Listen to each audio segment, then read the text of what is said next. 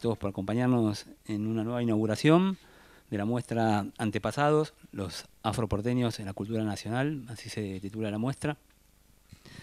Voy a hacer unas breves palabras. Yo soy acá empleado del Museo del Libro y de la Lengua. Voy a hacer una pequeña introducción y ya después voy a presentar a las personas que nos acompañan y que han aceptado gentilmente, y le agradecemos muchísimo estar aquí hoy presentes en la inauguración de la muestra. Como algunos saben, el Museo del Libro y de la Lengua abrió sus puertas, se inauguró allá por septiembre de 2011. Es un edificio que cuenta con 4 plantas o pisos o niveles, donde tenemos 2 muestras permanentes, una dedicada al libro y otra a la lengua. Y después tenemos 2 salas, que una es la del subsuelo y otra la del segundo piso, donde está ahora montada la muestra de Antepasados, que siempre están destinadas a las muestras transitorias. Desde sus inicios, el museo siempre, se planteó la necesidad de hacer muestras, y estas muestras transitorias, y siempre obviamente ligado a su temática correspondiente, que tiene que ver con el libro, con la lengua. Es así que una de las primeras muestras que hicimos, que se llamó Chacu, que eran las lenguas indígenas en el Gran Chaco argentino, esa fue una de las primeras muestras que inauguró cuando abrimos el museo. Después dedicamos otra un poco más adelante, dedicada se llamaba al uso nostro, si mal no recuerdo, el italiano en el lenguaje rioplatense.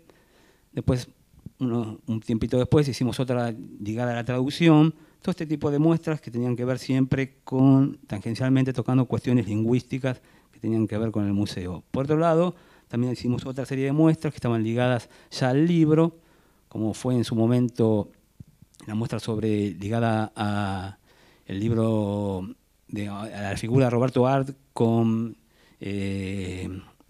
Los 7 locos y los lanzallamas.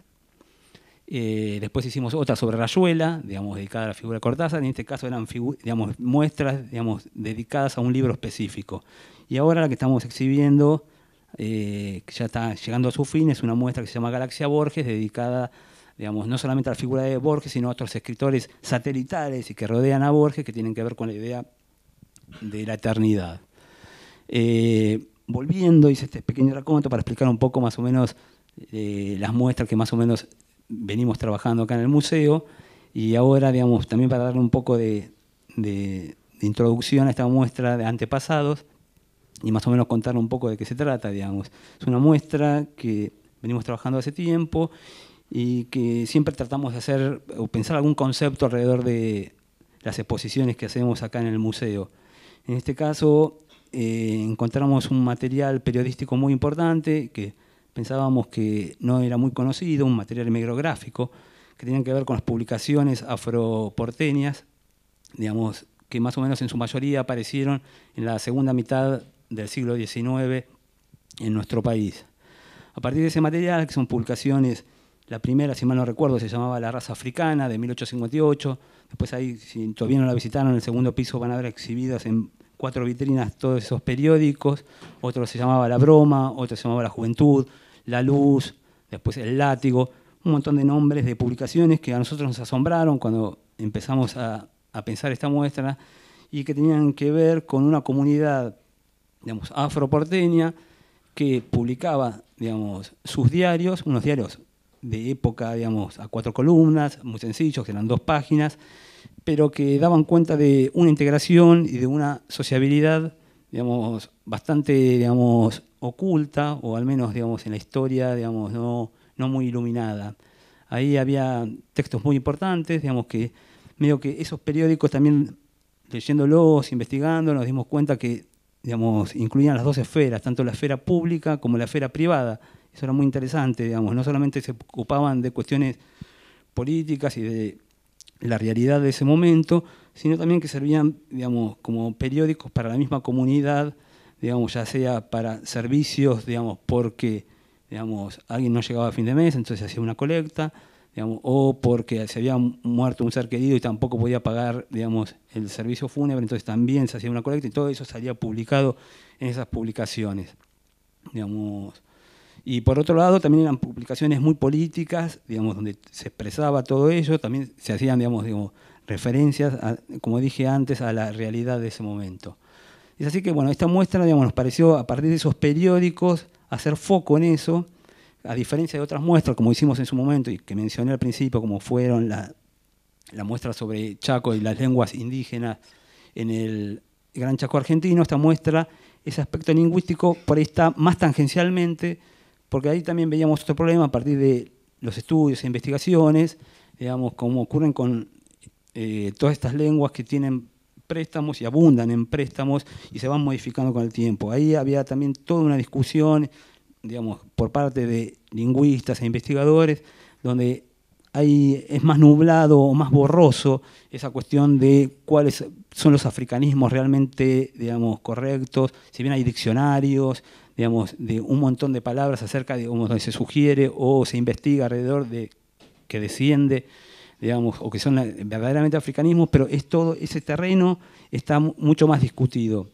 Entonces, por eso preferimos ahí, digamos, a partir de lo que veníamos estudiando, investigando, obviamente somos el Museo del Libro de la Lengua, tocar ese tema, pero digamos, lo dejamos más con esa duda, digamos, que todavía los investigadores siguen avanzando sobre esos temas. También otro aspecto que tiene la muestra es obviamente el musical. Digamos, sabemos que, digamos, toda la música tiene una fuerte impronta y raíz africana, es así que, digamos, que hay géneros y ritmos como el samba, el candombe, el son, digamos, ya sea, o si no, ya lo más conocido como el jazz y el blues, y obviamente el tango. Entonces también hay todo un sector también dedicado al aspecto musical, y después, bueno, como ya, digamos, desde el principio, cuando uno llega a la muestra, hay todo un aspecto cronológico, histórico y sociocultural que explica un poco todo el contexto histórico. Eso es más o menos así someramente un poco la descripción de la muestra. Es una muestra muy colorida, ya el que no la visitó, cuando suba se va a dar cuenta enseguida, digamos, que hay un impacto ahí fluorescente muy importante. Queríamos también dar cuenta un poco de ese colorido. Y bueno, así fue a grandes rasgos.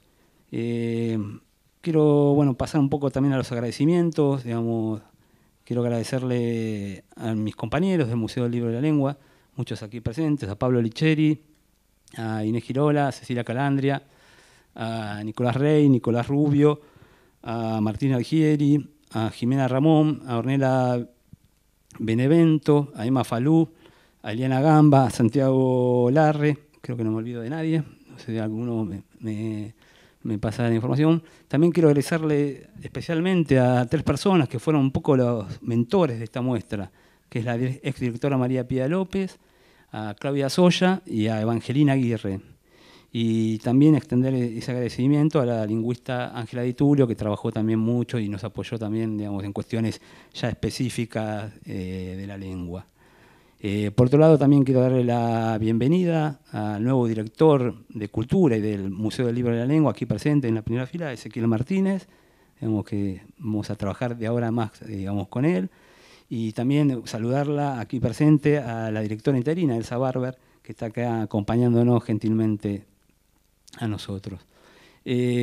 Por último, esta semana, un poco pensando qué cosas iba a decir y más allá, casualmente llegué a un textito muy corto de un escritor argentino que se llama Luis Sagasti, que hace 10 años atrás, fácil, recuerdo una novela muy linda, al menos para mi gusto, que se llamaba Los mares de la luna, publicada por Sudamericana. Ahora ha sido como... publicó esa novela, después desapareció y ahora en eterna cadencia vuelve a publicar muchas novelas, así que bienvenido que sea reconocido, porque me parece un gran escritor. Y bueno, tenía un textito muy cortito sobre, que me parecía muy pertinente, era dedicado a Malcolm X, un texto muy breve, y yo voy a leer solamente la parte final de ese texto, que igual era muy cortito, se podía leer entero, pero no venía al caso. Él va contando en un momento, que es algo ya sabido, en el año, si mal no recuerdo, 1946, Malcolm X en un episodio confuso, digamos, aparentemente lo acusan de haber robado un reloj. Entonces, él había llevado como un reloj, no sé si era a reparar, y ahí, digamos, la persona que lo repara lo ve sospechoso, ve que es un reloj caro, llama a la policía, él medio como que no puede responder por ese reloj y a su vez está portando un arma, entonces va preso, digamos, ya por supuestamente ese reloj robado y por portación de armas. Bueno, lo ponen en prisión en la cárcel de Massachusetts y creo que fueron 8 o 10 años, pero no sé si, digamos, me parece demasiada la condena, si es realmente por ese episodio, y que imagino que debe haber sido por ese episodio, que es una ridiculez. Y bueno, después ahí, en unos años, conoce a una persona, bueno, se convierte en islamismo, bueno, cosas que no vienen al caso. Bueno, arranco en este textito y cito y leo para ya terminar a Luis Sagasti, que dice, sobre Malcolm X, dice, en la cárcel conoce a un negro llamado John Elton Bembry, unos 20 años mayor que él y detenido por los mismos motivos. Bembry tiene una gran sabiduría y el don de la palabra. Tan es así que hasta los guardias de la cárcel lo escuchan con mucha atención cuando habla. Este hombre sabe ver que Malcolm es ignorante y arrogante en consecuencia, pero también un hombre en llama perenne. Y hay que orientar ese fuego antes de que el penal arroje el agua de su disciplina. Lo anima a instruirse, a ser crítico, a educarse por sí mismo. Un día Bembry lleva a su amigo a la biblioteca de la prisión y le enseña un diccionario. Busca el término negro. Lee en voz alta algunos de los sinónimos: triste, hostil, sucio, hosco, impuro, desgraciado. Blanco, en cambio, es definido como inocente, puro, verdadero, honesto. Entonces, Malcolm X ya deja de ser negro para siempre, de ahí en más será afroamericano. En el diccionario de sinónimos del Word, sigue Sagasti, al término blanco corresponde alegre, gozoso, optimista, feliz, fausto, inmaculado. La cuarta imagen que aparece en Google, y esto lo chequeé, cuando se busca negro, es la de un chico afroamericano al que le faltan algunos dientes. Recién en el sitio número 47 de blanco, de la palabra blanco, googleamos blanco, encontramos una imagen nítida. Un sillón. Gracias.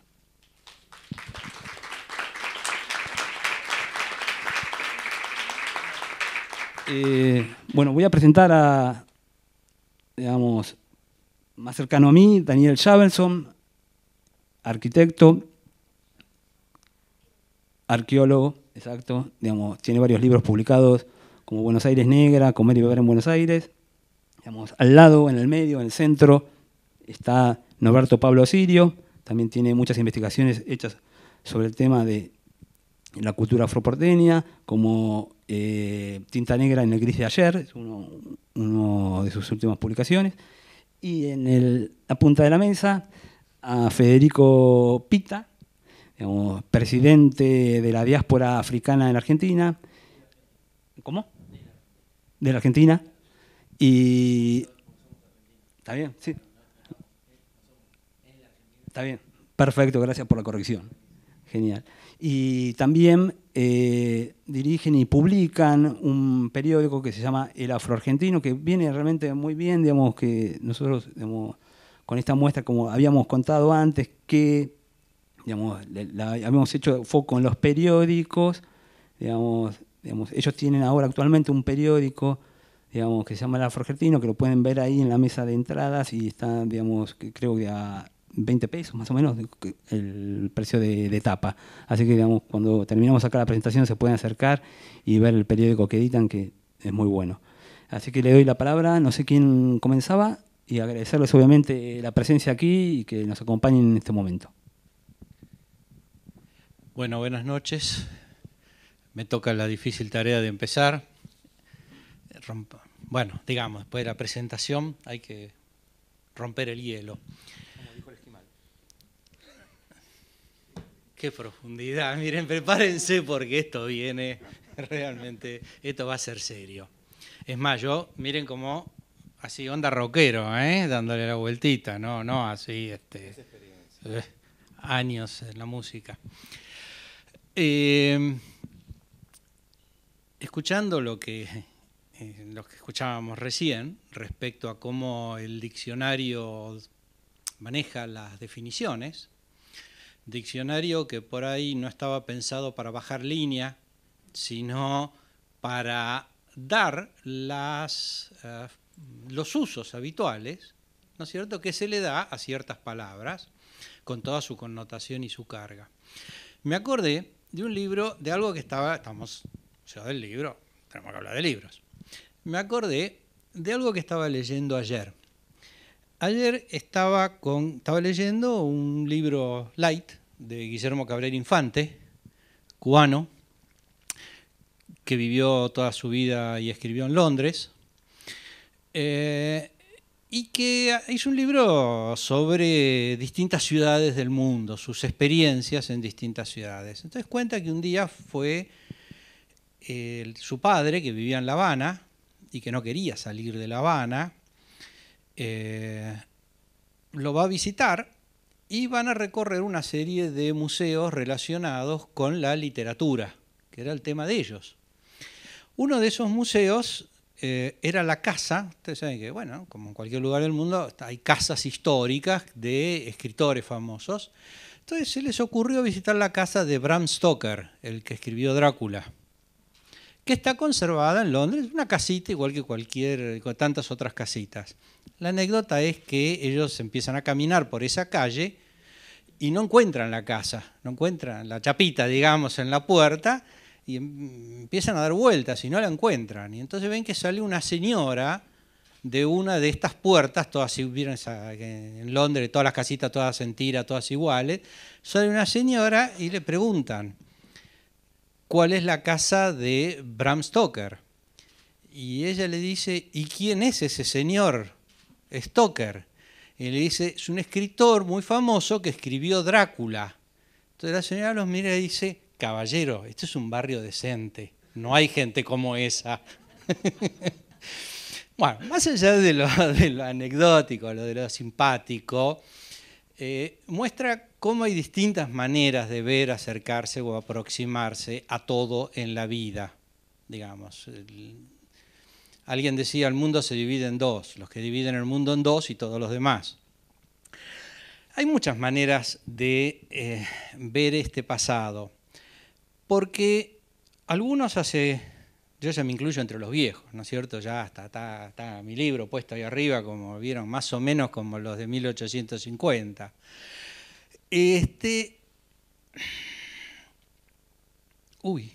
Perdón, de repente se me cambió no, porque yo había pensado hablar de algo y de repente me enganché a partir de los diccionarios. Hay muchas maneras de ver el pasado y una de las cosas que a mí me llevó a meterme en este tema fue darme cuenta que mi maestro del colegio primario me había mentido, lo cual me generó una tremenda frustración descubrir que el señor Rubi, de 6º grado, me había mentido todo. Y yo, por supuesto, seguí repitiendo. Me había contado una historia argentina que poco tenía que ver con la historia argentina que uno iba leyendo, estudiando y descubriendo en sus años ya más de adulto.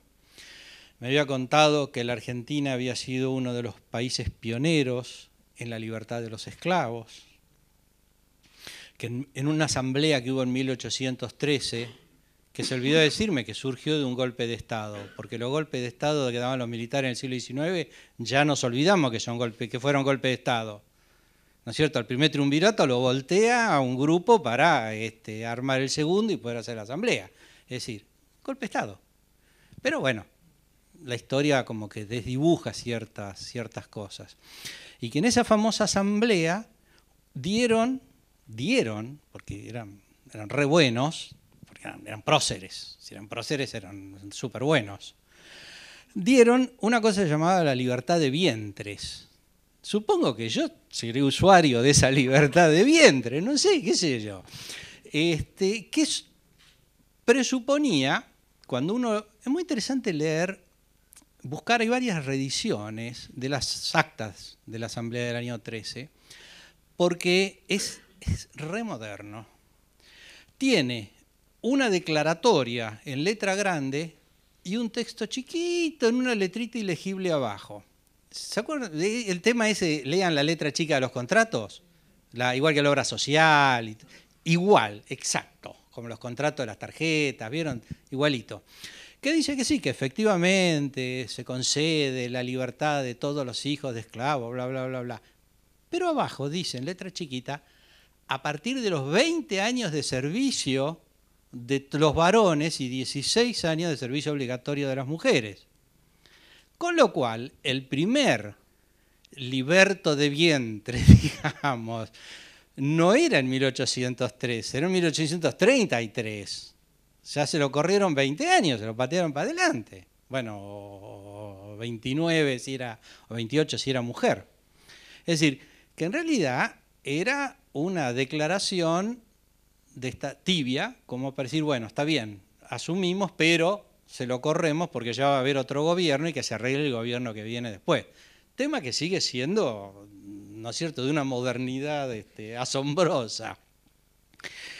Por supuesto, le toca a Rosas esa discusión, que lo que hace es, también zafa más o menos, y le vuelve a pasar parte del problema, patea para adelante, y así, realmente, lo que mi maestro del colegio me dijo que se produjo en 1813, en realidad fue un logro de la Constitución Nacional muchísimos años después, a mitad del siglo XIX. Pero no solo la Constitución de 1852 otorga la libertad absoluta, con el problema que Buenos Aires no era parte de la Confederación. Buenos Aires no era parte de eso que después se llamó la Argentina. Entonces Buenos Aires estaba secesionada, con lo cual Buenos Aires no firma la Constitución Nacional. La firma recién en 1861, con lo cual no se hace efectivo eso que dijeron en el año 13 hasta 1861. Traducido, corrieron el tema 40 años. Miren si le salió bien la jugada, ¿no? Lo que es ser político que sabe maniobrar.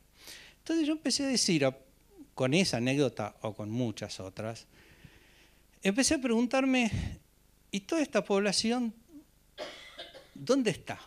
Yo hago arqueología. ¿Qué es la arqueología? ¿No es cierto? Es usar como documento, en vez del documento escrito, también el documento escrito, ¿no? Pero en vez del documento escrito, los restos materiales. Los objetos que dejó la cultura, la sociedad, la gente, lo que nosotros tiramos todos los días en la bolsita negra que dejamos en el tacho de basura, bueno, estamos generando la arqueología del futuro, ¿no es cierto? Es decir, lo que la sociedad descartó es lo que estudia la arqueología. Lo que la sociedad no descartó fue a los museos, habitualmente, o está en la vitrina y es el plato de la abuelita que tenemos guardado. Es decir, la sociedad, hay cosas que las conserva y hay cosas que las descarta. Y ese descarte tiene ciertas lógicas, tiene formas, se descartan ciertas cosas y no otras, en fin. Y además tiene otra ventaja la arqueología, que es a la basura va no solo lo que descartamos, sino lo que escondemos. Lo que creemos que porque lo pusimos en una bolsita dejó de existir. Y en realidad no dejó de existir. Se transformó en otra cosa que tiene un lenguaje especial que debe ser leído como si tuviéramos un libro en chino. Si no sabemos chino no lo podemos leer. Entonces, la arqueología es un lenguaje que tenemos que poder leerlo para entender y poder interpretar ese pasado. Y nos costó mucho el poder empezar, y esto es algo muy reciente, poder empezar a encontrar en el registro material las evidencias concretas de la presencia de este 33% de nuestra sociedad que no estaba en la historia, tampoco estaba en la arqueología. Para terminar les cuento una anécdota. En la década de los 20, de 1920, no tenemos claro, porque aparentemente una arqueóloga mujer aficionada, santafesina, descubrió un cementerio cerca de la ciudad de Santa Fe, en una localidad que se llamaba Arroyo de Leyes. Y empezó a encontrar que había tumbas y que esas tumbas estaban llenas de objetos de cerámica, rarísimos, rarísimos, que no coincidían con nada de todas las culturas indígenas conocidas. ¿Qué sé yo? En fin, asumían que no sabían todo, entonces por lo tanto debe haber sido alguna cultura extraña de la cual no sabían nada. Comienzo en cuanto se hacen conocidos estos objetos, comienza una larguísima polémica en el mundo académico. Porque evidentemente van varios arqueólogos a excavar, encuentran, realmente son cientos y cientos de estas cerámicas que están en las tumbas. Es algo que no es indígena, no es precolombino, no correspondía a ninguna de las culturas que hubo en la Argentina en la época prehispánica. Tampoco correspondía a nada de lo que sabíamos que había sido la cultura colonial, la historia criolla o española del periodo colonial. Por lo tanto, si no era indígena y no era blanco, no existía. ¿Qué se hizo con el cementerio? Todas las piezas que estaban en los museos se tiraron a la basura. Se destruyeron. Y el cementerio se hizo un camping. Bueno, un lugar ahí que ahora es un camping. No podía existir. Es muy interesante al leer los textos, las discusiones académicas. Ojo, estamos hablando de arqueólogos, antropólogos, gente, historiadores, de la talla del padre Furlong. Digo, no estoy hablando de gente que hacía sus pininos, estoy hablando de académicos importantes que llegan al... Bueno, no existe, porque si no es una cosa o no es la otra, no es nada. Y si no es nada, lo tiramos a la basura. Con lo cual se destruyó el más importante cementerio de un quilombo, es decir, de uno de estos sitios de refugio de una comunidad africana que hubo en la Argentina y del cual nunca más pudimos encontrar otro. Entonces uno dice, tan cargado de racismo, de discriminación y de mirada... como la señora que decía que Drácula, que el que escribió Drácula no podía vivir en su barrio. Es decir, tan distorsionada fue nuestra visión que hasta 1988 alguien se animó a escribir un renglón diciendo que ese cementerio pudo haber sido afro. Un renglón. Después pasaron otros 15 años hasta que retomamos el tema y lo planteamos ya como hipótesis. Digamos, hoy ya está aceptado. Pero sí, es así, hasta ese grado está teñido toda nuestra construcción de nuestra historia. Y yo personalmente, cuando acá los chicos pidieron hacer una vitrina donde poner algunos objetos que representen históricamente las generaciones pasadas, no a través del documento escrito, sino de la cultura material, nos preguntamos, ¿y qué ponemos? Porque hay objetos que indudablemente corresponden, ya sabemos sin ninguna duda, que corresponden porque son parte de la cultura material de la diáspora africana en América. Es decir, que son los mismos que hay en todo el resto de los países del continente. Pero lo que también quisimos mostrar, aunque fuera muy simple, es que formaron el grupo social que generó el trabajo. Entonces dije, vamos a poner una tabla de lavar la ropa, vamos a poner un serrucho, vamos a poner una plancha. Es decir, las cosas elementales, simples, que se usaron, son todas viejas, ¿no es cierto? Obviamente. Para nosotros cosas nuevas, bueno, vamos al shopping, pero digamos, trabajamos con cosas viejas, rotas y sucias.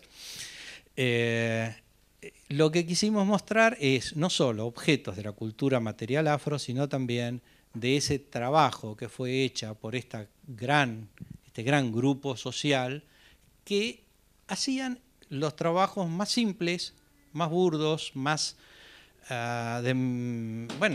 si eran esclavos ni siquiera pagos, ¿no es cierto? Pues no tenían ni siquiera la libertad de nada, ni de su propia vida. Entonces, esos trabajos tremendos, piensen en una plancha de hierro que se usaron hasta la época de nuestra abuelita, en verano en Buenos Aires, tener una estufa caliente, donde tener la plancha y cada 5 minutos ponerla ahí arriba para acá, dejarla hasta que se caliente al rojo y volverla y seguir planchando. Digamos, las condiciones de vida son terribles. Bueno, eso es lo que traté de mostrarles arriba. Y ya creo que hablé demasiado, así que, Pablo, gracias. a seguir con la tradición. Papo. Prefiero Oscar Alemán. Bueno. Así entramos en clima. Hace unos años, un antropólogo uruguayo, aunque él prefiere llamarse rioplatense, Daniel Vidart, dijo en un libro que se publicó aquí en Buenos Aires sobre escritos académicos sobre el tango, una frase que la tomo de leitmotiv y que me sirve, si esto fuera una payada de contrapunto, para introducir el tema de la casa y para introducir el tema del diccionario que trataron aquí los compañeros. En la Casa de la Cultura no hay ni subsuelo ni altillo, no hay ni arriba ni abajo. Y es una frase interesante por lo inclusiva del concepto de cultura como metáfora de una casa, en tanto la visión occidental, académica, se ha cansado de estratificar los saberes y los pueblos de acuerdo a una demarcación propia de la modernidad que es la línea de color. Hay una línea de color imaginaria donde lo que está arriba de esa línea tiene cierto prestigio, renombre, reconocimiento, inclusión, estatus, como de saberes científicos, y lo que está debajo de esa línea no entra dentro de la lógica del ser ni del estar occidental, son saberes desechables, supersticiones, grupos étnicos, y esa línea imaginaria, en la Argentina por lo menos, se vive como una línea de color que separa el blanco, o mejor dicho, al blanco, de todos los demás colores, ya ni siquiera hace falta especificar, todos los demás colores. Esa casa de la cultura, que no tiene ni arriba ni abajo, ni altillo ni subsuelo, para los que hemos conocido la Suiza, la Casa Suiza, a ver, levantemos la mano quienes conocemos la Casa Suiza. Jorge, ¿está? Bueno, somos mayoría. La Casa Suiza o el Jimmy Club, Rodríguez Peña 254, durante muchas décadas tuvo allí festejo el carnaval por los afroporteños y tenía un subsuelo, que algunos le dicen sótano, en realidad era un subsuelo, y después tenía una planta baja, que aunque era planta baja funcionaba como una arriba, ¿no? Arriba del subsuelo. Y el público se dividía por sus gustos musicales, estamos hablando de carnaval, en dos grupos, dos grandes grupos. Algunos se quedaban en la planta baja o el arriba a bailar la música del momento, a veces era tango, a veces era tropical, a veces era jazz, Oscar Alemán, y a veces otros grupos preferían ir abajo, al subsuelo. Estaba el buffet en el subsuelo, pero el objetivo no era el buffet, sino que ahí ocurría lo trascendental de la vida afroporteña, el candombe. Y el candombe no solamente como género musical, como lo entiende Occidente, sino como forma de vida, como estilo de vida, como marcador identitario. Y estaban los que se quedaban abajo y los que se quedaban arriba. Una baja cultura, recreando las tradiciones ancestrales africanas, ya afroporteñas para ese entonces, estamos hablando hasta 1980, historia con tinta fresca, y los de arriba, de alguna suerte, aceptaban más los condicionamientos de la modernidad, la moda musical, los estilos, y se consideraban superiores, con un nombre muy caro a la identidad afroporteña, que son los negros usted, y los negros cheque eran los que más cultivaban la tradición del candombe. Este arriba y este abajo, imaginarios, porque ya la Casa Suiza no está más, fue demolida por especulación inmobiliaria, podemos extrapolarlo imaginariamente a este museo. Estamos en un subsuelo y estamos dando inauguración a una exposición que habla sobre lo que históricamente se ha querido callar, se ha querido tirar a la basura en la Argentina, que es la cultura afroargentina, en este caso de los afroporteños, ¿no? está bien el nombre de la exposición, en tanto no tener esas ínfulas a veces de pensamiento federal que tenemos cuando en realidad lo único que hablamos es de Buenos Aires y alrededores, ¿no? Está bien. Estamos en un subsuelo y la exposición está en un segundo piso, está en una arriba, o sea que después vamos a ascender y vamos a mirar esa exposición. Entonces, fíjense cómo esas metáforas del arriba y del abajo, de lo espacial, ideología mediante, e ideología cortada por un cuchillo occidental, moderno, cartesiano, es reproducida ideológicamente. En esta línea, los diccionarios no son un reflejo de la realidad. No es que el diccionario dice lo que dice la gente. Los diccionarios son una intervención sobre la realidad, normativos, porque después la gente lee el diccionario y reafirma prejuicios, recrea estereotipos, o las clases dirigentes en el poder, académicos incluidos, como otra forma de poder, se valen de eso hasta el hartazgo. Basta fatigar algunos libros de nuestros próceres intelectuales, básicamente la generación del 80. Sin embargo, en este país, yo diría que debemos hacer una profunda introspección histórica, social, cultural, sobre nuestras raíces, sobre nuestras tres raíces que conforman nuestra identidad como argentinos, porque hemos entendido muy mal la historia, o nos han querido hacer entender muy mal la historia, dividiendo por dos, indígenas y criollos, o prehispánicos e hispánicos y criollos, gauchaje incluido. Hay que dividir por tres, tanto en el campo de la arqueología, no lo dijiste, pero fue Rex González, ¿no?, quien escribió aquel temerario renglón, y encima pudo haber sido, ¿no?, ni siquiera una afirmación en ese momento. A dividir por tres todos los órdenes de nuestra realidad social. La lengua, el periodismo, ni hablar de la música, pero otras dimensiones de nuestra historia, e incluso historia reciente, como afroargentinos detenidos desaparecidos durante la última dictadura cívico-militar. En todos los órdenes de nuestra sociedad, esa tercera raíz, la traída secuestrada de África en condición de esclavizadas durante 3 siglos y medio, contribuyó de manera decisiva a ser lo que somos hoy.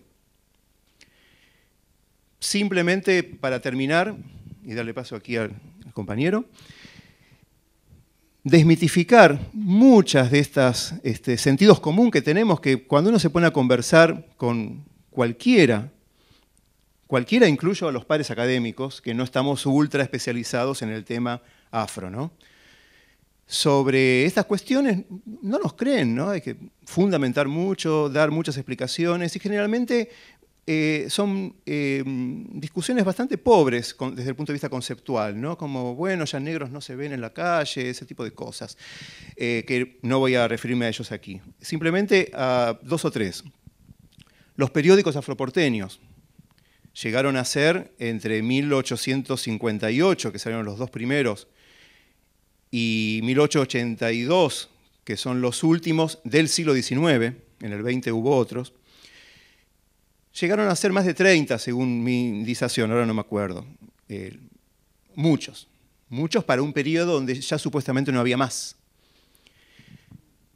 Estos periódicos no eran autofinanciados por los afroporteños ricos, digamos, ni eran financiados por la venta de los ejemplares. Eran financiados por los partidos políticos que se querían granjear el voto negro.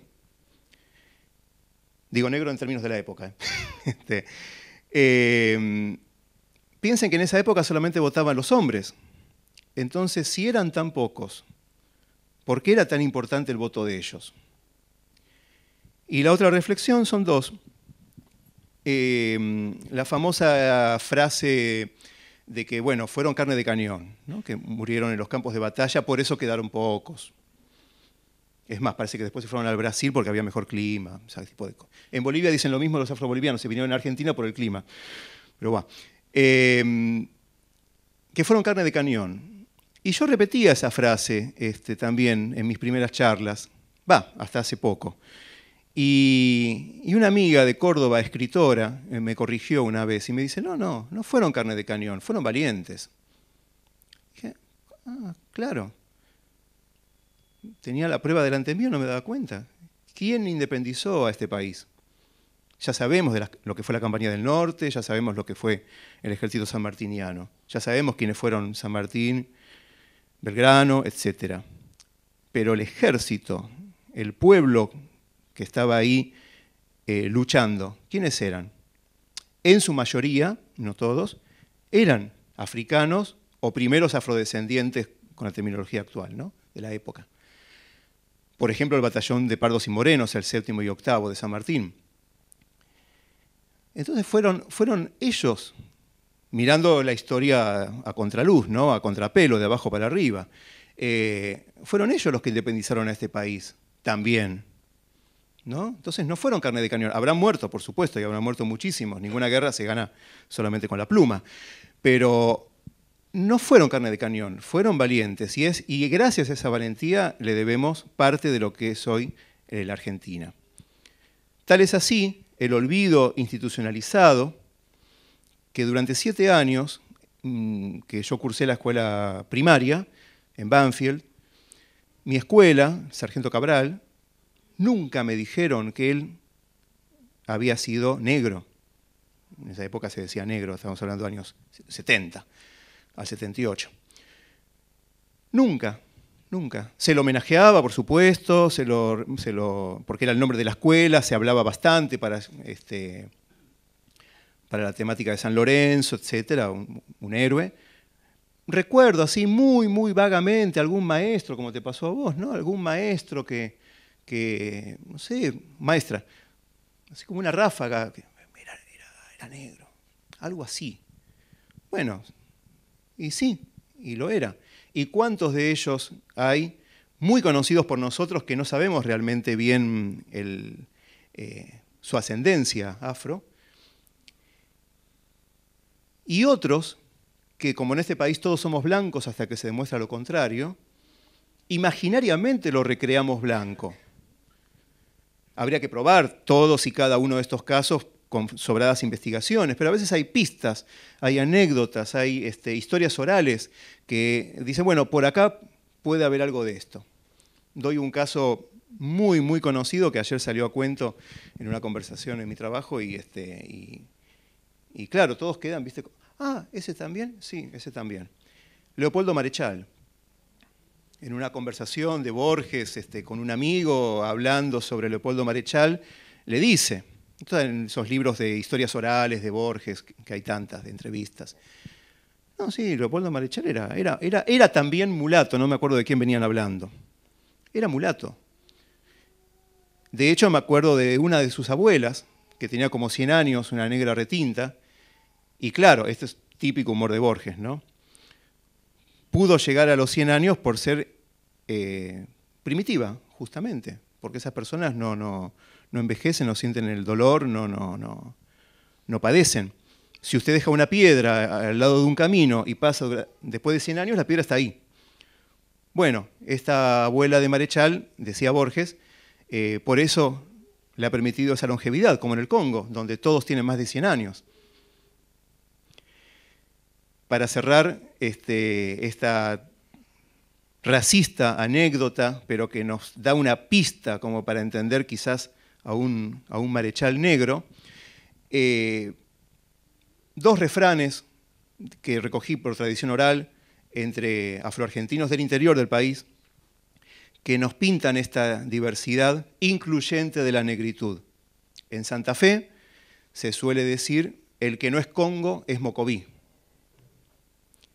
Y en Corrientes, quizás de forma menos poética, pero más real, aquí nadie se salva.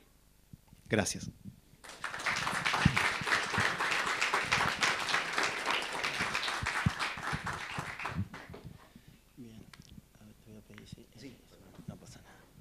Bueno, buenas noches a todas y a todos.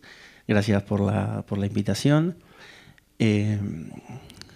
yo no voy a seguir la tradición del rulito en el micrófono, porque los rockeros son los que me antecedieron.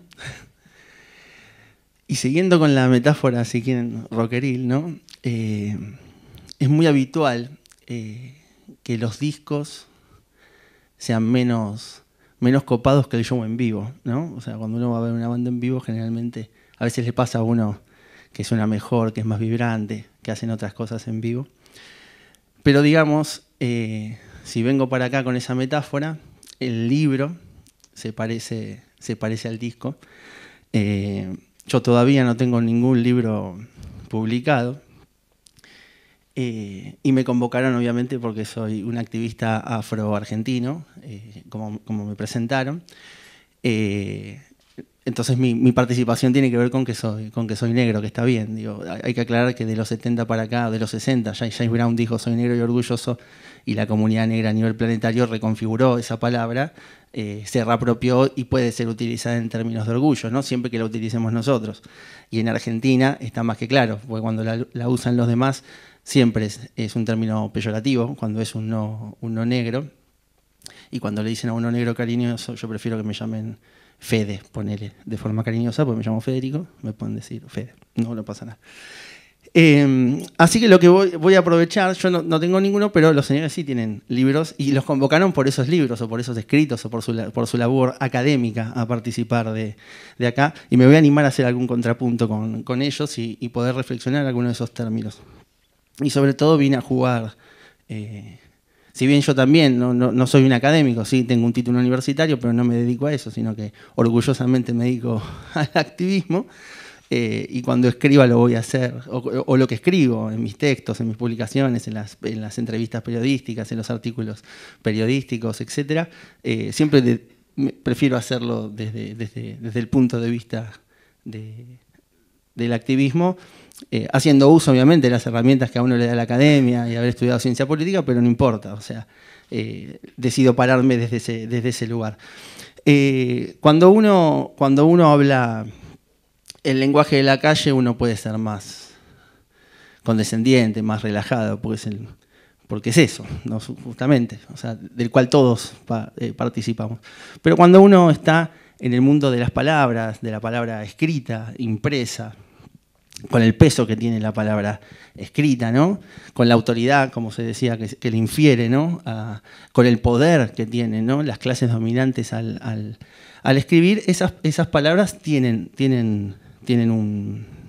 un valor extra que la palabra ordinaria. No por esto decir que el uso cotidiano y las construcciones del saber popular no tengan peso, sino que obviamente en las relaciones de dominación que se dan, claramente, como planteaban recién el diccionario, no es una herramienta neutral, simplemente es el poder expresando lo que significan las palabras y a las cuales todos debemos acogernos, aunque nos digan melancólicos, infaustos, impuros, todo lo que dice de lo negro, y sigue diciendo el diccionario de lo negro y de lo blanco.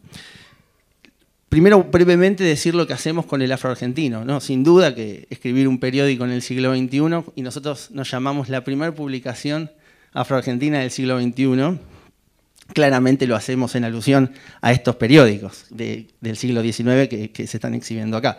Es verdad que, sí, no sé, en mi familia no se hablaba de los periódicos, no era una cosa de sobremesa, pero cuando ingresé al mundo del activismo me enteré que existían y fue una caricia al alma, ¿no? Encontrarnos con esas palabras, porque claramente sí, el pensar no es algo atribuido a lo negro, o sea, esta línea de color, como marcaban recién, indica que lo blanco piensa y el negro ejecuta, es la fuerza, ¿no? Es como en los objetos que elige Javelson, la plancha, y bueno, representan el lugar que teníamos en la esfera del poder blanco, el trabajo, ¿no?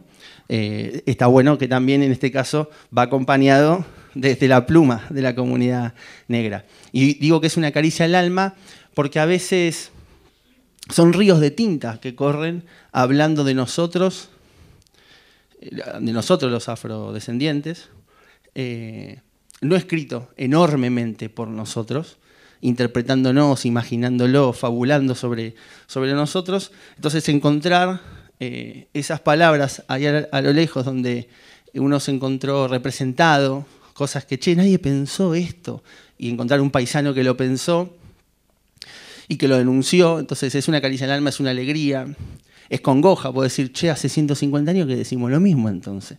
Digo, hace 150 que hacen oídos sordos un montón de nuestros reclamos, ¿no? Como en alguno de los textos del catálogo que acá presentan, Daniel creo que decía, es que es una charla entre sordos, ¿no? Digo, el racismo científico de la época y militante de la época chocaba con los periódicos afroporteños que gritaban y nadie hacía caso a esa retórica. Lo que pasa que lo que yo me animaría a decir que tanto antes como ahora es necesario incluir la variable política. Este es un tema absolutamente político e ideológico en el término más preciso, más exacto de la palabra, con categorías como izquierda y derecha, que para algunos suenan perimidas, pero que existen.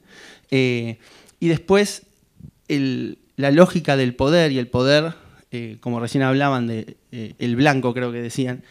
Yo a veces me refiero más a lo blanco, porque no tiene que ver con el color de las personas, ¿no? Eso lo dijo Steve Biko, ¿no? Digo, ser negro no es una cuestión de pigmentación, digo, la conciencia negra es un estado de actitud mental, ser negro, ¿no? Y tiene que ver con esa construcción. Claramente, la concepción sobre la que se construye la idea de nación es una concepción con un eje bien claro en varios puntos, que sin duda puede ser patriarcal o machista, como se dice, capitalista, o precapitalista, pero capitalista al fin, y sin duda racista.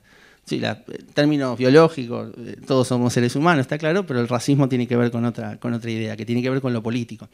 Y la construcción, el caminar de la comunidad afro-argentina de aquel entonces, o negra, o afrodescendiente de ahora, que es un término muy acertado, un término que se construye en el 2000 en Chile, en una reunión internacional, una precumbre hacia una cumbre mundial en la que el Estado argentino participa, en Durban, en Sudáfrica. En el 2000 se hace en Chile, y van varios intelectuales negros, afroamericanos, había un montón de términos en ese entonces, pero bueno, pensadores, gente comprometida, gente de la comunidad, se reúne y construye desde la propia comunidad un término que da un anclaje político a lo que somos. Y dice afrodescendiente. ¿Y qué quiere decir afrodescendiente? No es que Adán y Eva eran de África, entonces todo, no, la Pangea, no sé qué historia, que posiblemente sea así, pero o no importa. Tiene que ver con algo político. Ser afrodescendiente implica descender de esclavizados, de africanos y africanas traídos a las Américas en el contexto de la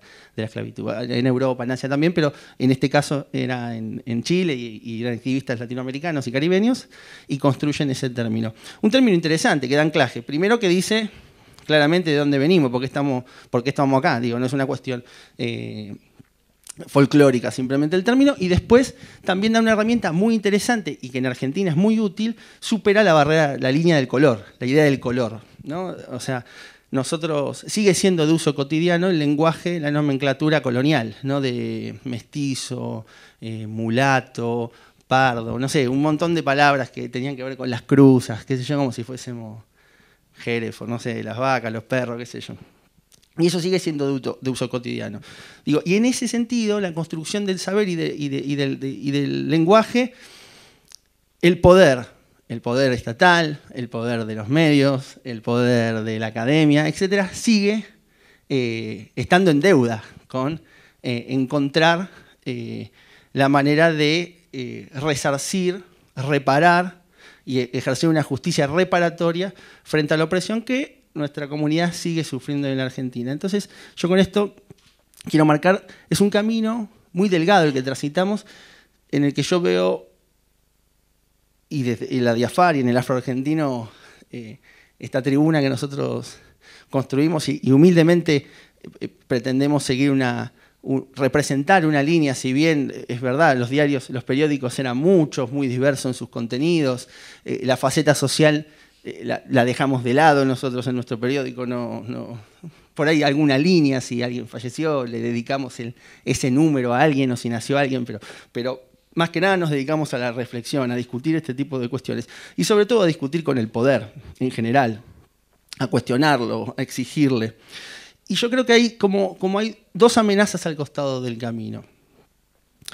Primero, un sector absolutamente conservador, racista, amparado y encubierto de tradicionalista, de universalista, etcétera, que son todos eufemismos para decir poder blanco, ¿no? Cuando uno dice, no sé, nos pasó hace un tiempo que discutíamos con las autoridades del Colón, entonces hace una convocatoria, buscamos una bailarina negra, no sé qué historia, entonces empezamos medio, claro, negro, como decía yo al principio, lo decimos entre nosotros, digo, pues si lo dice el Colón, nos sentimos ofendidos.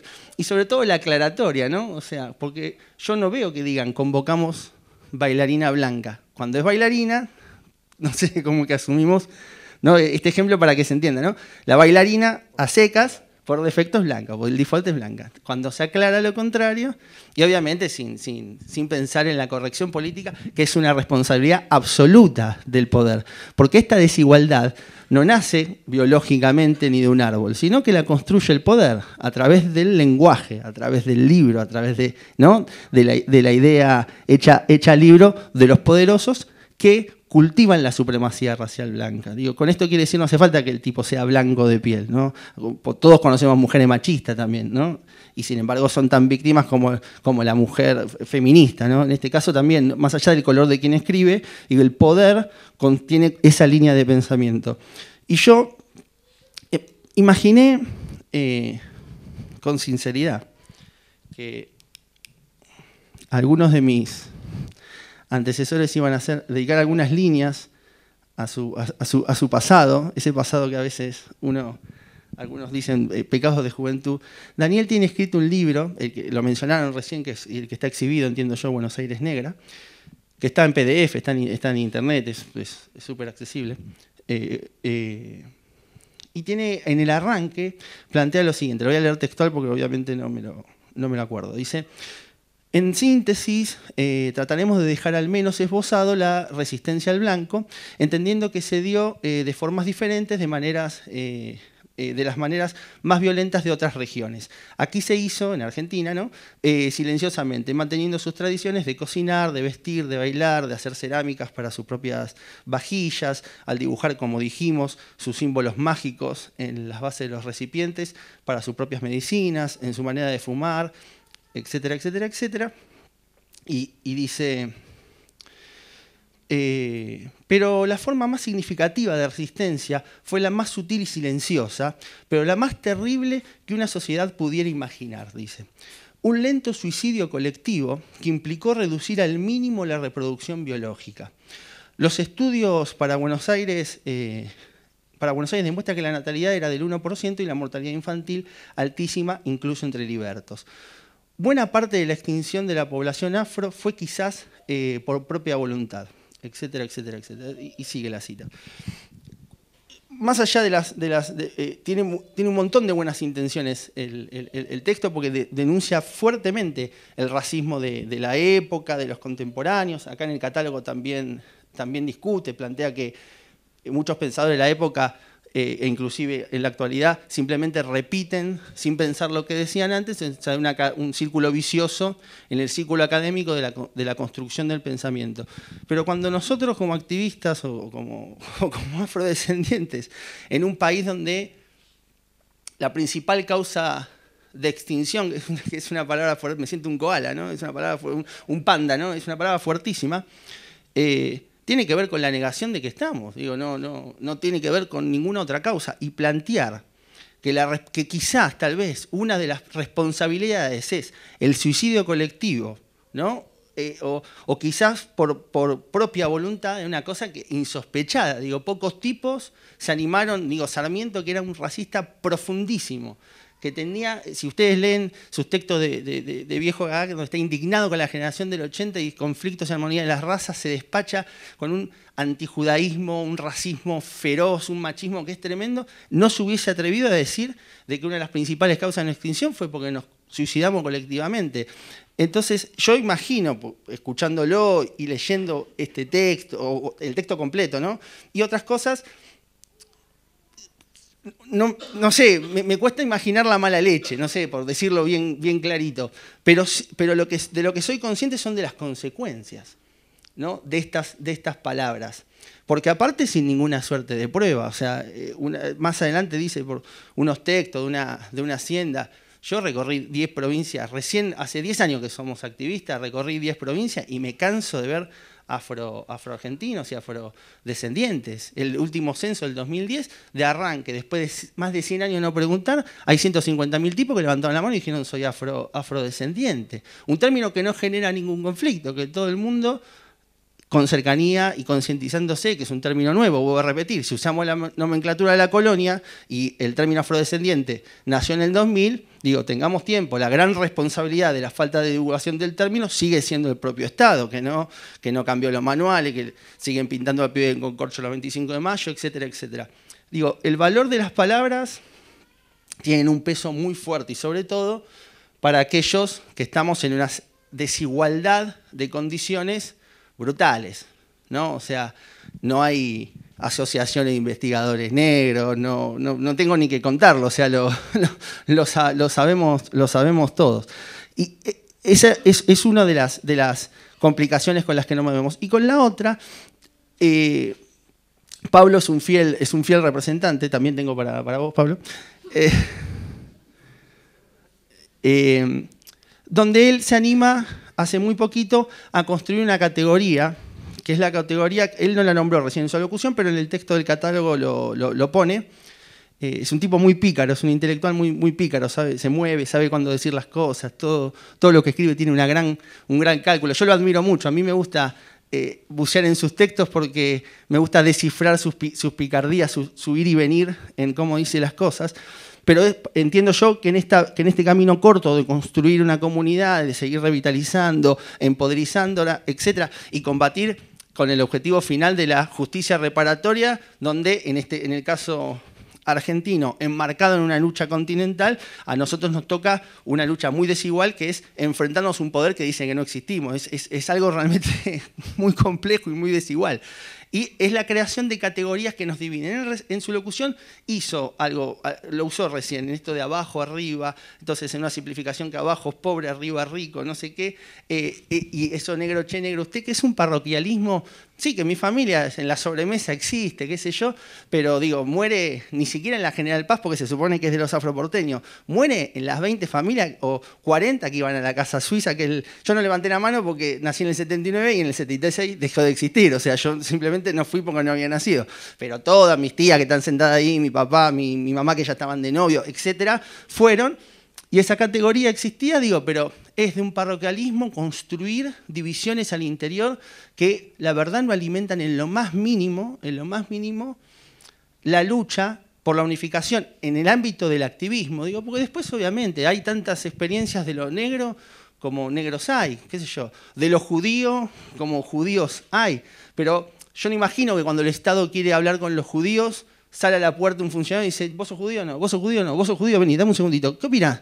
Y bueno, vamos a una política pública con la opinión de este. No, la verdad que generalmente lo que uno es acude a las instituciones donde hay tipos que piensan, no en cúpula de cristal, ¿no? Digo, desde la propia experiencia de formar parte de ese colectivo, en este caso que nos toca a nosotros, el afrodescendiente.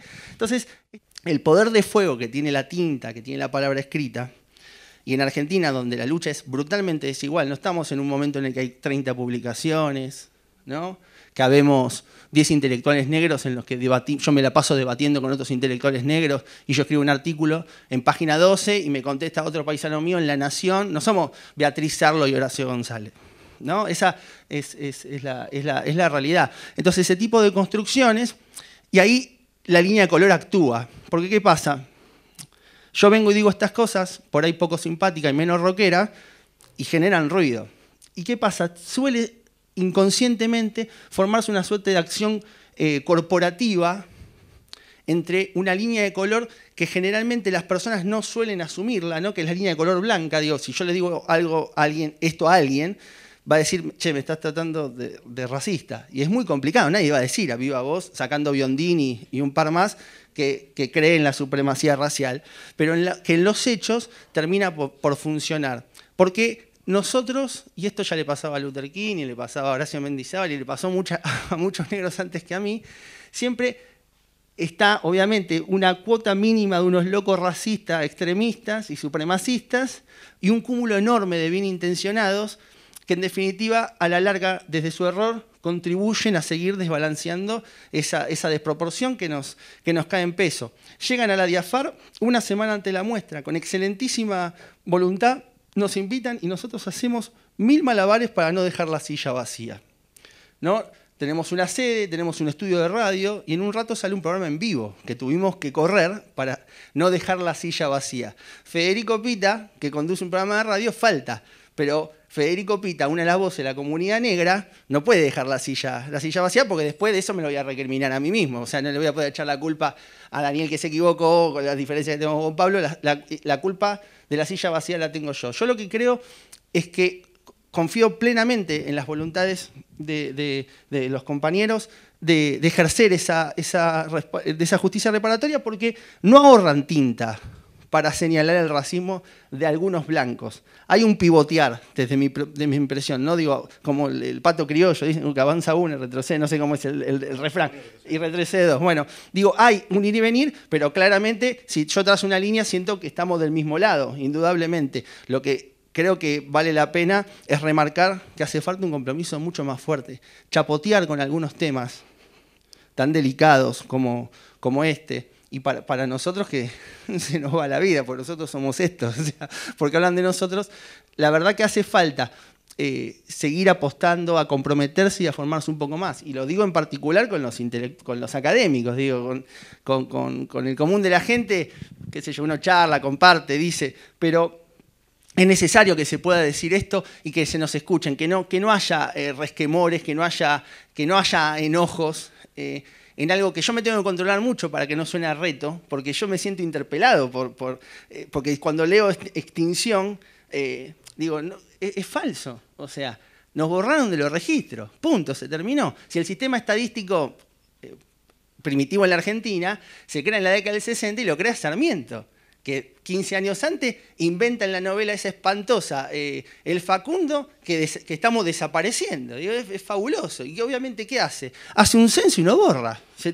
terminó. Entonces, los documentos siempre son lo mismo, ¿no? La vasija siempre es la misma, la estadística siempre es la misma. Lo que pasa es que a los investigadores, que hoy por hoy, lamentablemente, por las desigualdades sistémicas, abrumadoramente son no negros y no originarios, llegan con el saco del privilegio blanco, es como se llama el término. Y digo, nadie tiene la culpa de ser blanco como de ser hombre en un mundo machista. Digo, es la responsabilidad de tomar conciencia y poder hacer el esfuerzo enorme y brutal de correrse de ese lugar a la hora de... Porque cuando yo también leo las vasijas con sus objetos mágicos, la palabra mágica para mí tiene una carga peyorativa que es tremenda.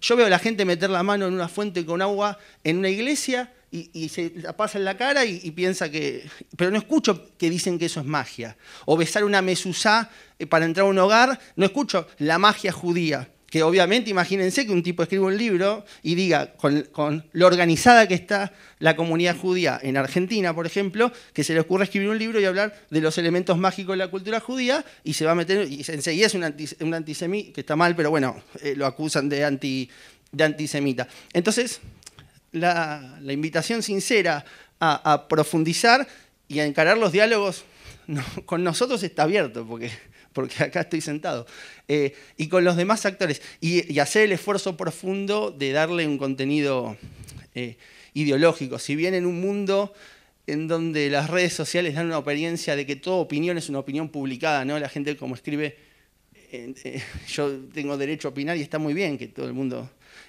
opine, pero nosotros somos muy exigentes con los propios. Digo, cuando uno es un activista, está obligado a formarse, no puede decir, no puede no saber, un activista afro, la diferencia entre afrodescendiente, esclavo, esclavizado, y lo mismo para un académico. Y después los académicos, el poder, la política, etcétera, los poderes, hacerse cargo que al momento que uno elige con quién dialogar, está haciendo un corte.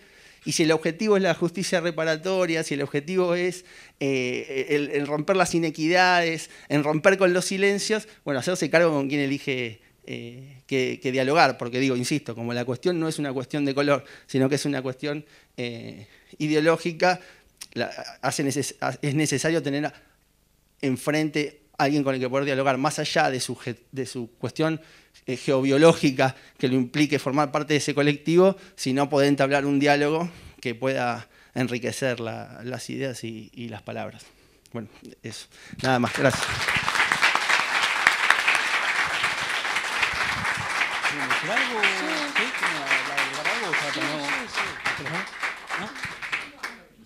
Bueno, le paso la palabra a Daniela Joveson, que quiere. Bueno, primero una anécdota que no tiene nada que ver, pero que el que pase por la avenida Luis María Campos hoy va a ver el basamento del monumento a Cabral, que no tiene nada arriba. Es solo el basamento que dice, está delante de los granaderos, del regimiento de granaderos, dice el sargento Cabral, pero de ahí para arriba no pusieron nada porque le generó un conflicto terrible. Entonces es un basamento sin monumento. Nada, es una anécdota más de la lista. No vamos a polemizar, obviamente, pero lo que creo que sugeriría que tomes en consideración son 3 pequeños elementos que son muy importantes cuando uno maneja la palabra escrita, que es la temporalidad de los escritos. Cuando uno ve un texto del siglo XIX, no es un texto del siglo XXI.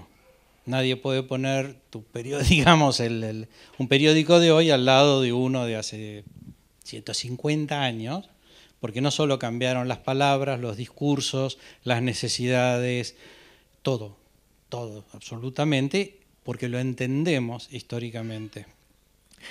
Criticar un libro del año 95, publicado en el 99, cuando en la Argentina, bueno, vos estabas en el colegio, ¿no? Está bien, uno no tiene la culpa de cuando nace, digamos, pero criticar desde un pensamiento de hoy, el pensamiento de ayer, me parece complicado y difícil. En segundo lugar, hay que tomar en consideración, es decir, cuando no existía nada, cero, escrito para la arqueología, no solo de la Argentina, sino de América Hispana, salvo Brasil y alguna cosita en Cuba, nada. Hubo un primer libro que abrió un campo que hoy existe y es interesante. Entonces, creo que hay que ubicarlo en su contexto. En segundo lugar, creo que hay que tomar en consideración los contextos en los cuales se habla o en los cuales se escribe. Todos llevamos encima nuestras cargas de nacimiento, digamos, eso es cierto, totalmente, ¿no es cierto?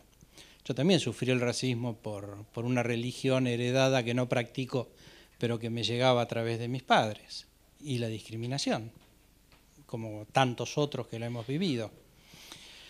Pero cuando uno afirma ciertas cosas a partir de bibliografía hecha por terceros, a quien uno respeta y han hecho estudios estadísticos de censos y han llegado a números, uno cuando lo repite y pone que eso está sacado de tal lado, está bien, uno lo repite, uno podría no decirlo, hacerse el gil y no leí estos libros, pero cuando investigadoras serias han demostrado que esas cifras son reales, no debería discutirse sin asumir eso también. Decir, no, pará, él está diciendo una cosa, pero porque lo está tomando de tales y tales otras personas. porque si no parecería como que uno sacó las cosas, se las sacó de la manga, y no es así. No critico la interpretación, pero sí lo que dicen las palabras.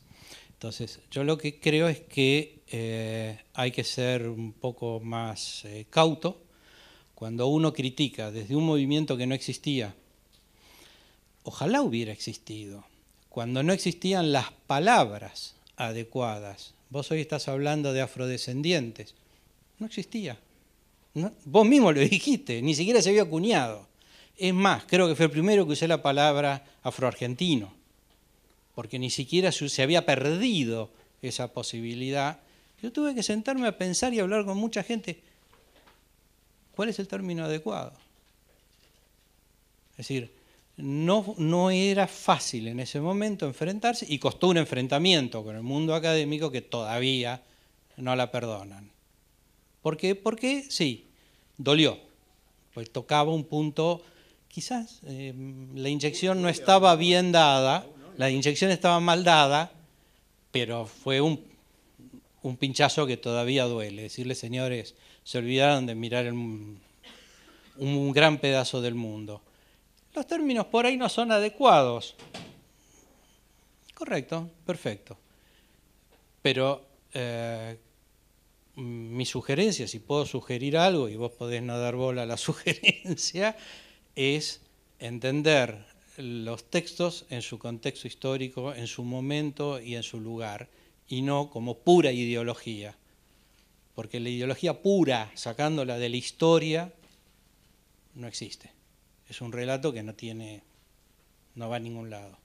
Entonces, lo que te pediría es que todo eso se hiciera con las citas y referencias que traen y en el momento histórico en el cual se hace. A partir de ahí, bárbaro, buenísimo. Tenés razón, pero es lo único que... Déjame contestar, así no se me va. Pero después también, Sí, porque dijiste que no me ibas a contestar, pero me contestaste. No, también lo podés hacer. Ray Andrews, que es un investigador, que es uno de los primeros que dice que es norteamericano, es extranjero, que demuele la teoría de que desaparecimos, existía antes de que vos escribas el libro. Como esto es una charla, invito a que todos lean el libro, lean la cita bibliográfica y se metan en el universo afro. Yo no te hablaba de los términos a vos, yo hablaba que vos inferías, y lo decís acá en este catálogo, decís repetir cosas que decían gente sin pensar. Vos tenés textos, no mi palabra ni la de negros de otro momento, que cuando yo iba al colegio ellos estaban y yo no, sino que otros que escribían en el momento, que no abonaban esta teoría y decían que no habíamos desaparecido, que daban estadísticas, que no, vos, lean el libro, no entremos en polémica. Una de las principales causas de la extinción podría ser el suicidio colectivo. Es contundente, digo, yo no estoy tergiversando, no lo saco del contexto, lo dice, o sea, y la invitación mía a que yo sea cauto, soy recontracauto. O sea, yo no escribí eso, digo, simplemente lo menciono y no puedo estar sentado acá y no decir que vos escribiste eso. En todo caso, el mismo desparpajo, desenfreno, furia por la justicia y el camino que abriste, que no te lo voy a cuestionar, digo, esa misma energía debería estar puesta en actualizar, no el libro, que no estoy hablando del libro, digo, es en las primeras páginas de la introducción donde vos planteás una de las hipótesis más fuertes para tranquilizar al poder blanco de desaparecieron. Lo que yo quiero decir es que estuvieron. Lo que yo te digo ahora es que no desaparecimos, que estamos, y de lo que vos leíste, que vos decís que son fuentes serias y qué sé yo, dijeron barbaridad. Digo, los egiptólogos franceses también dijeron cientos de barbaridades hasta que vino Sheikh Anta Diop y le dijo, muchachos, los faraones eran negros. Y se lo bocharon 3 veces la cita. Entonces, yo vuelvo a insistir, no hago una carga intencionada ni que vos tenés una militancia a favor del ocultamiento, ni por el contrario, lo destaco. Y no tiene que ver con los términos en particular en tus textos, sino que eso caes en ese punto, y que no es un punto menor, en lo mismo que denuncias de otros. Y lo que digo es, en todo caso, a futuro, a renovar y a apostar a eso. Y vuelvo a insistir, yo no te estoy juzgando en el 2016 lo que escribiste. Había contemporáneos, y no afros, sino académicos blancos, que decían lo contrario y estaban probados. Digo, lo mismo del mito de que desaparecimos en las guerras y que fuimos carne de cañón. Está demostrado que, lo dice Pocha La Madrid, una militante, que no nació en una bala. Tiene una frase que es muy divertida. Claro, ni los niños, ni las mujeres, ni los ancianos iban a la guerra, y está documentadísimo el nivel de deserciones, porque obviamente el reclutamiento era forzoso, no había negros patriotas. Digo, una vez que estaban con el fusil, el rifle, no sé cómo sería, hacían lo que podían, y cuando se levantaba la polvadera, se tomaban el palo. Para luchar, ¿qué libertad? Si era la libertad del blanco, la fraternidad, la igualdad y la libertad que no le correspondía. Y eso también está documentado.